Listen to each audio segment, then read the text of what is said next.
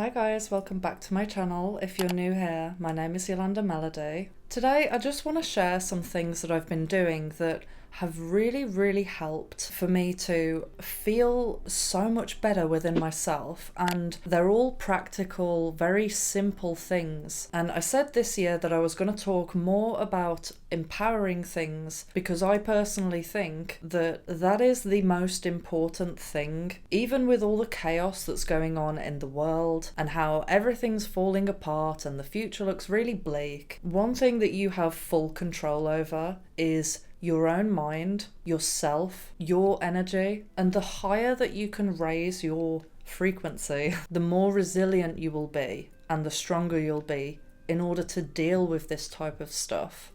So enough jibber jabber, let's just get on to it. One really simple thing that I started doing, and all of these changes happened at the start of the new year. It was like God was speaking so loud, telling me to change all of my bad habits one after the other. There were certain things that I was doing in my lifestyle I didn't realise was having such a huge negative effect, or certain things that I wasn't doing that I needed to be doing. And one of those things was prioritising the morning. The moment that you wake up. During the first half an hour to an hour of you waking up, your subconscious is more open to suggestion. It's like you're slowly moving from the dream world into this world. And this is actually a really great time to plant positive affirmations into your mind. That's one thing. But what a lot of people do is they'll go on their phone. The first thing that they do as they wake up is they go on their phone and they check their emails, their social media, texts, whatever. Well, I was doing this for the longest time, and I knew in my mind that it was wrong, but I didn't care. I just kept doing it anyway because the habit had become so ingrained. But at the start of the new year, suddenly I started to really feel the effects of what I was doing to my brain. And it just became so apparent to me that going on your phone within that first half an hour to an hour is so incredibly detrimental to your brain. You have no idea. I don't even think I have an idea of just how bad it affects your brain. But what I noticed once I stopped doing this, and I had to really implement some discipline to break this habit, and what gave me the discipline was knowing how different I felt when I didn't go on my phone within that first hour. Huge difference. One thing that it does is it creates a chaos within your mind the second that you wake up. If you go onto your phone within that first hour, you are almost guaranteed to spend the rest of the day habitually checking your phone, frantically checking for messages, feeling obliged to respond to messages, and you're telling your brain that you are not a priority. Because if the first thing that you do when you wake up is you check messages to see who's messaging you, or you check Twitter, or you check the news, whatever, you're doing that action before you do any kind of self-care or self-maintenance. And it signals to your brain that other people and other things are the priority over your well-being.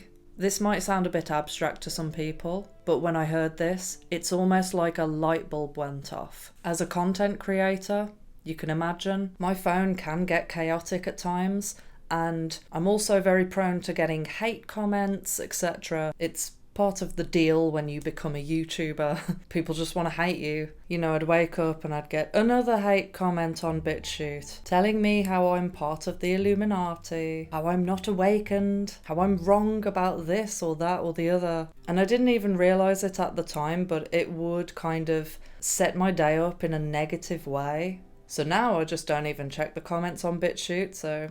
But regardless of whether you're opening up your phone and reading positive things or negative things, just the simple action of you going on your phone first thing in the morning, it really does perpetuate the habitual checking throughout the day. What I noticed is as soon as I stopped doing that, for the entire rest of the day I didn't feel the urge to check my phone. It just went away.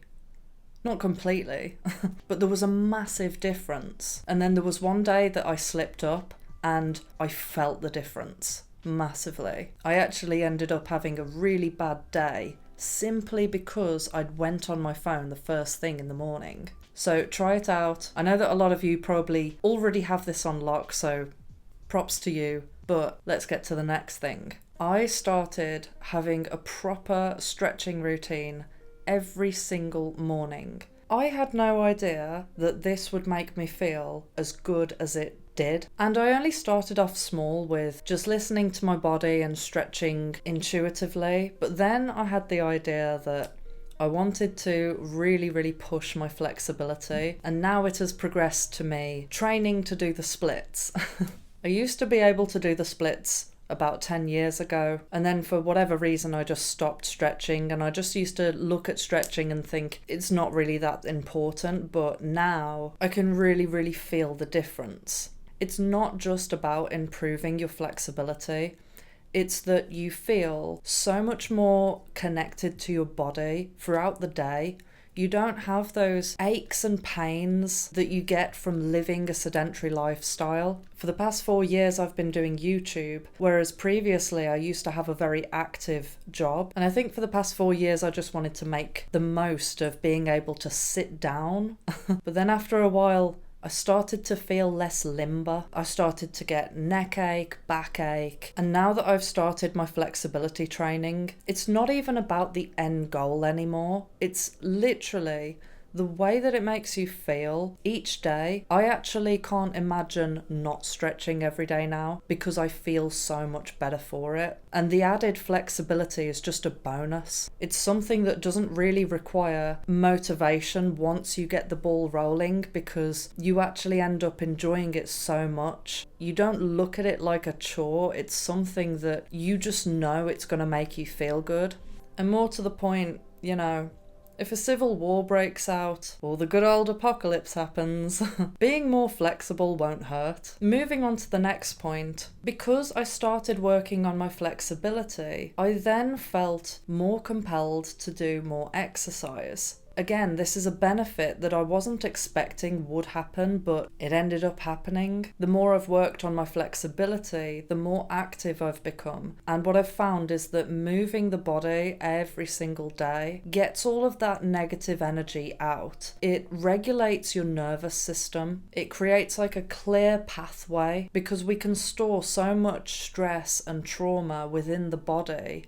The body has its natural way of dealing with pain. So I think that a lot of people become very numb and very used to feeling uncomfortable within their body. And obviously when you feel like that, you're not going to want to exercise, because just standing up and moving or walking feels like a massive effort. This is the real reason why people should be exercising. Yes, you have the benefits of getting the body goals that you want, but what's even better than that is the way it makes you feel mentally. Another thing that's helped me massively is really, really disciplining myself to prioritize my health and well-being above everything else. To some people this might sound selfish, but I personally believe that this is actually essential for every single person, because the healthier you are, the less stressed you are, the more you can be a service to other people.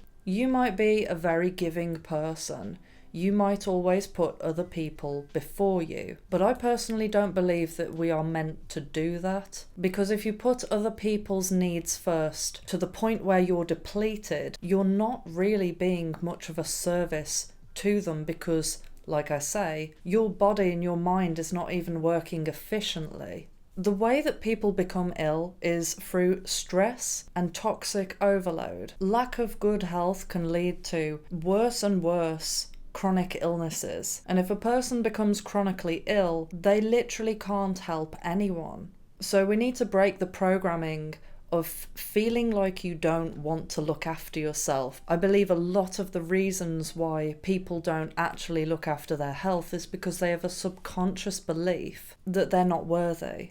An example from me on a personal level is, for the past 4 years, I have prioritized my channel above everything else. I slowly got into the bad habit of thinking, do I do some exercise or do I just edit a bit more of this video? A lot of people prioritize their work above their own health. And this is a reminder. I know that in this video I'm not speaking about anything completely groundbreaking, but this is to bring inspiration. It takes discipline and a bit of readjusting to start prioritizing your health above everything else. But once you get into the swing of it, you'll look back and you'll think, how did I ever live before? Thank you to everyone who donates to this channel, and thank you for liking, commenting, sharing and subscribing, and I'll see you in the next video. Love you, bye!